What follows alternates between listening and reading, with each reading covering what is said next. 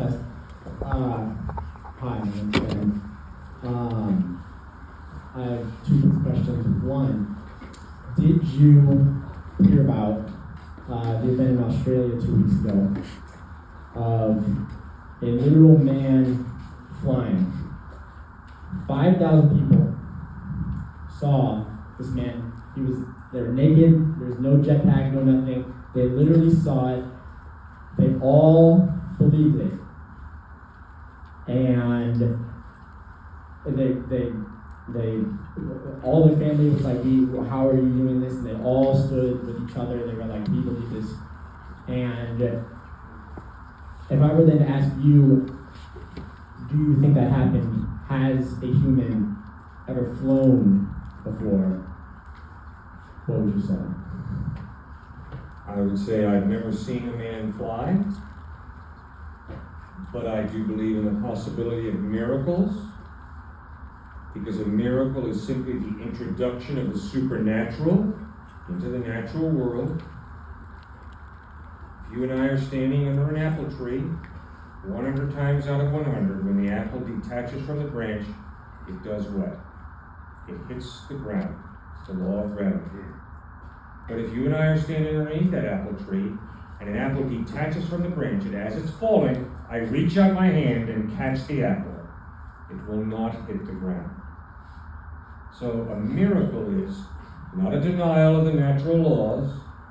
A miracle is the introduction of a supernatural hand, God's hand, into the natural law that performs what you and I would call a miracle. Just think about it. If there is a God who created the universe, do you think it's possible for that God to perform a miracle? If a woman or a man can make a loaf of bread from scratch, is it not preposterous to ask, can you toast a bagel? Can you toast a Pop-Tart?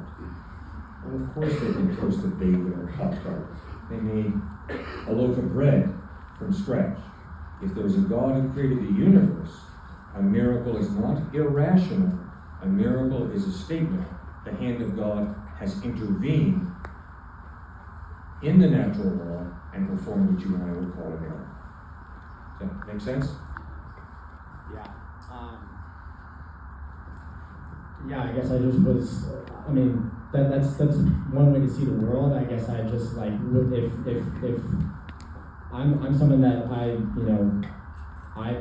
really appreciate Jesus as a person and what he stands for, but I just do not think that he was God. I don't believe in the virgin birth, and I don't believe in the resurrection, because of part of what my question was trying to say was like, even though there are 5,000 people that supposedly saw that person flying, like, for something that big, for something that disagrees with how I have seen reality for my 20 years of living, I need more evidence. I either need to see it myself, I need 2 million people to have seen it, I need somebody very close to me, and like that, just 5,000 people from a book from 2,000 years ago is not enough evidence for me.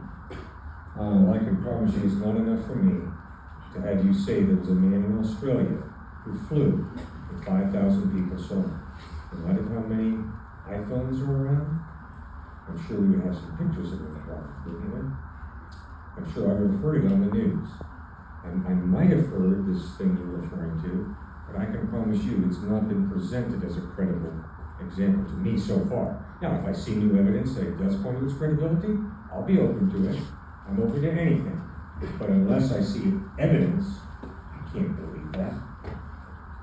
I watch CNN, I watch Fox, I watch all the news networks, and I haven't seen this. No, it was hypothetical that I made up. It was not. I presented it as a